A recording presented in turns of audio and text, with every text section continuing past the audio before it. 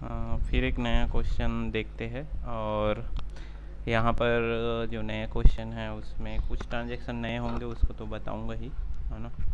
तो फर्स्ट देखिए, इसमें लिखा है enter the following transaction in journal.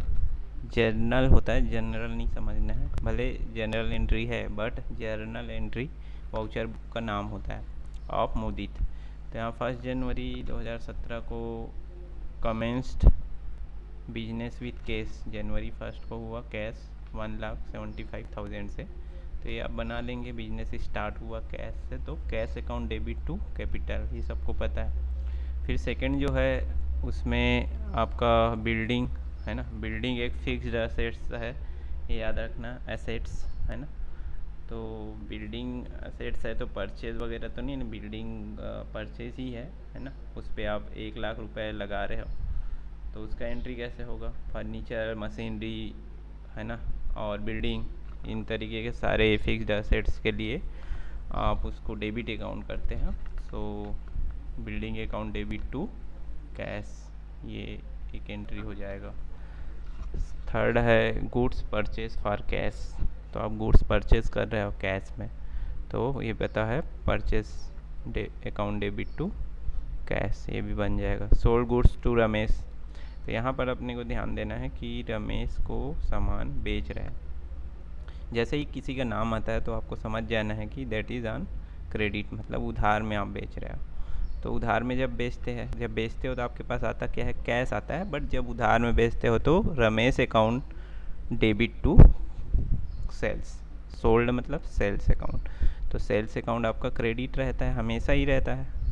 और आ क्या रहा है आपके पास, कैश आना चाहिए बट कैश नहीं है, तो आप रमेश के नाम का अकाउंट बना के उसमें एंट्री करते, तो Ramesh account debit to cash. जिसको समझ अभी भी नहीं आया तो मैं एक लिख के दिखा देता हूँ, है ना। तो इसका डेट क्या था आपका सोल्ड का, जनवरी 3 को, तो यहाँ पे जैन 03, और क्या लिखेंगे यहाँ पर, रमेश, ठीक है। तो रमेश अकाउंट डेबिट, इसको थोड़ा आगे लिख लेंगे यहाँ पर, DR को, डेबिट टू, यहाँ पर आप लिखेंगे टू सेल्स अकाउंट,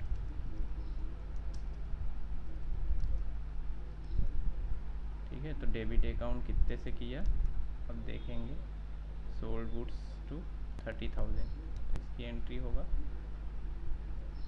30,000 से इसकी एंट्री करनी है, ठीक है। इस तरीके से किसी को डाउट हो तो डेबिट, यहाँ पे Ramesh account debit to sales account, तो इस तरीके से करेंगे।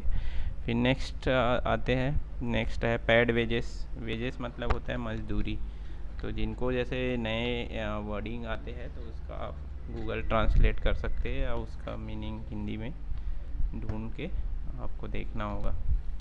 अभी तो मैं बताऊंगा, बहुत सारे ट्रांजेक्शन में पता चल ही जाएगा।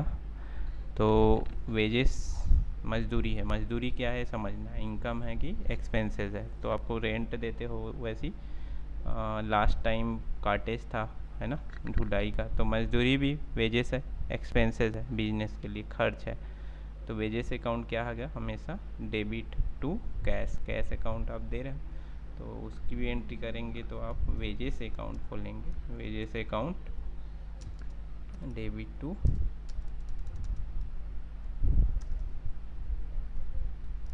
कैश, इस तरीके से, ठीक है। तो आप कितने रुपए दे रहे हो, 500 रुपीज़, किसी मजदूरी आपको लगा है लागत, उसमें आप दे रहे हो। नेक्स्ट जो है सोल्ड गुड्स फॉर कैश, ये तो बन जाएगा सेल्स की, ये तो cash account debit to sales. फिर पैड फॉर ट्रेड एक्सपेंसेस, ये भी आया था पहले, एक्सपेंसेस है ट्रेड, तो trade expenses debit to cash. उसके बाद आपका कैश रिसीव्ड फ्रॉम रमेश, ये एक जैसे डिस्काउंट, अगर किसी को समझ नहीं आया यहाँ पे तो डिस्काउंट क्लियर है भी, लास्ट टाइम था फाइनल सेटलमेंट। तो दो तरीके से आ सकता है, या तो डायरेक्ट कैश अकाउंट डिस्काउंट लिख के आए, और जिस केस में कैश अकाउंट नहीं रहता तो कहीं पर फाइनल सेटलमेंट रहता है, उससे भी आपको पता लगाना है कि डिस्काउंट है क्या। तो कैश रिसीव्ड फ्रॉम रमेश, तो हमको पीछे जाना चाहिए कि रमेश कौन था। रमेश को हम सामान बेचे थे 30,000 का, तो रमेश ने हमको पैसा दिया है।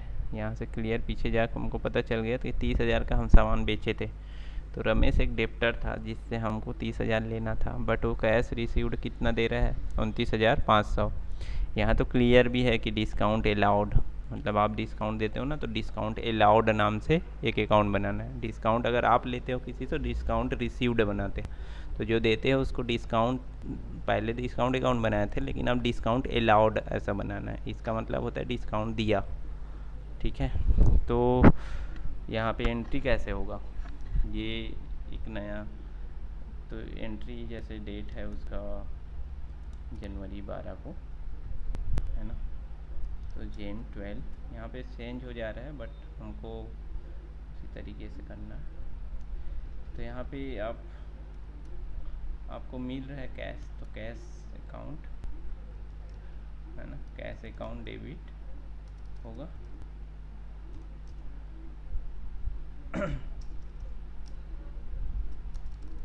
कैश अकाउंट डेबिट कितना मिल रहा है कैश आपको डेबिट में, 29,500 रुपये आपको मिल रहा है, ठीक है। और कहाँ किससे मिल रहा है उसको तो आप पहले अगर आप लिख सकते हो। देखो डिस्काउंट आप देते हो तो डिस्काउंट अलाउड जो है वो हमेशा डेबिट साइड आता है, ठीक है, क्योंकि आप दे रहे हो ना किसी को, तो डिस्काउंट ऐसे सबका पहला अक्षर कैपिटल लिखना है, अलाउड। ये भी आपका क्या हो रहा है, डेबिट अकाउंट, तो 500 का, लेकिन किससे मिल रहा है वो आपका रहेगा 2 में। तो किससे मिला, 2 रमेश। और इसके क्रेडिट में आप डालेंगे, हेलो, आप इसके क्रेडिट में आप लिखेंगे 30,000, क्लियर है, टोटल 30,000। तो इस तरीके से एंट्री करना है। नेक्स्ट जो है वो आप बना सकते हैं यहाँ पे, goods purchase for Sudhir, by purchase to Sudhir, cartage paid, ढुलाई का माल, कल बताए थे ढुलाई या जो भी आप सामान मंगाते हो, है ना, उसका ढुलाई 1,000 लग गया उसमें, तो एक्सपेंसेस है। ड्रीव cash for person, drawing account ड्रीव cash, आप कुछ पैसा निकाले पर्सनल यूज़ के लिए 5,000, तो drawing account debit to cash. Goods use for household, अब सामान यहाँ पे नया है, goods use for household, मतलब आप जो सामान बेचते हो ना, कोई फर्नीचर नहीं, जो सामान बेचते हो उसको आप अपने घर के लिए निकाल रहे हो 2,000 का, तो जो सामान हम बेचते हैं ना वो परचेज़ में रखा रहता है, परचेज़ बुक में, और उसी सेल्स करते हैं उसी सामान को, तो हमेशा वो परचेज़ का हिस्सा रहता है। तो यही एक केस है जहाँ पे आप परचेज़ से माइनस करेंगे अपने सामान को, आपको परचेज़ से निकालने होंगे। तो इसकी एंट्री कैसे करेंगे, तो गुड्स अगर बनाए रहते तो अलग था, अभी तो गुड्स अकाउंट बनाए नहीं है ना, तो हम लोग क्या करेंगे, परचेज़ करते थे, परचेज़ में से घटाना है। तो एक तो पर्सनल यूज़ के लिए अगर आप कुछ निकाल रहे हो तो उसको ड्राइंग बोलते हैं, ड्राइंग अकाउंट, ठीक है, ड्राइंग लिखना है, ड्राइंग अकाउंट डेबिट, अभी भी ड्राइंग अकाउंट ही है। तो घर आप कहाँ से घटाएंगे, ये एक नया एंट्री आपको समझ आएगा। आप घटाएंगे कहाँ से इसको, सॉरी, टू परचेज। तो फर्स्ट टाइम आप देख रहे हैं, फर्स्ट टाइम ऐसा हुआ जब आप परचेज को क्रेडिट साइड भी लिख रहे हो। Goods use for house hold, घर के उपयोग के लिए सामान को निकाल रहे हैं, कितने का, आपका 2,000 का। तो ये एंट्री इस तरीके से करना है, यहाँ पर समझने वाली एक नया, हर बार कुछ एक नया रहेगा। तो इस बार ये एक नया है कि आप अपने यूज़ के लिए सामान को निकाल रहे, कैश नहीं निकाल रहे बल्कि सामान कहाँ पे, परचेज़ में रहता है। आप ख़रीदते हो ना तो परचेज़ के नाम के बुक में रहता है, आप सेल्स करते हो तो परचेज़ से ही माइनस होता है, और बाद में माइनस प्लस देखेंगे, बट अभी आपको ये समझना है। फिर next discount, cash paid to Sudhir, discount allowed, ये बन जाएगा, अभी बताया था वैसे ही।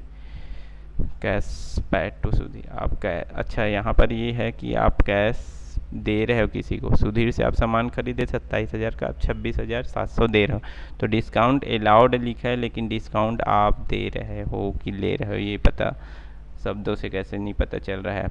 कैश आप रिसीव किए मतलब डिस्काउंट उसको दिए, कैश आप दे रहे हो, आप 26,700 दे रहे हो जबकि आपको देना था 27,000, मतलब 300 माफ़ कर दिया आपको, तो डिस्काउंट अलाउड की जगह आप बनाएंगे discount received.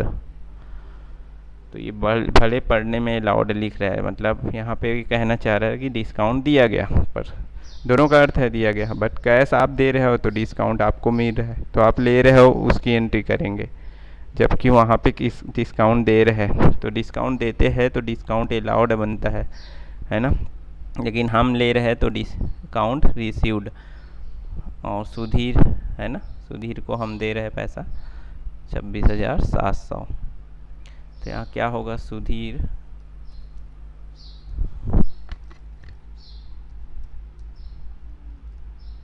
Account debit to, आप क्या दे रहे हो, कैश, और क्या दे रहे हो, रिसीव कर रहे हो, तो आपको आप डिस्काउंट दे रहे हो है ना, और डिस्काउंट आप क्या है ले रहे हो, तो यहाँ पर डिस्काउंट रिसीव्ड नाम का एक डिस्काउंट रिसीव्ड बनेगा। इसी चीज़ को समझना है कि आप डिस्काउंट अलाउड लिखने के बावजूद, वहाँ पर अलाउड का मतलब कि डिस्काउंट मिला, डिस्काउंट दिया, ऐसा टाइप है, कौन दिया वो आप कोई स्टेटमेंट पढ़ के समझ आए, डिस्काउंट रिसीव्ड, तो दिए आपने 26,700, कैश आपने दिया नहीं, टोटल तो आपको 27 ही दिया, आप समझना है 27 अकाउंट में था, अब आपकी 26,700 आपने दिया, तो 300 कहाँ गया, 300 आपके डिस्काउंट रिसीव्ड में क्रेडिट हुआ, तो 27,000 की एंट्री, उसमें से 27 माइनस हो जाएगा सुधीर से, ठीक है।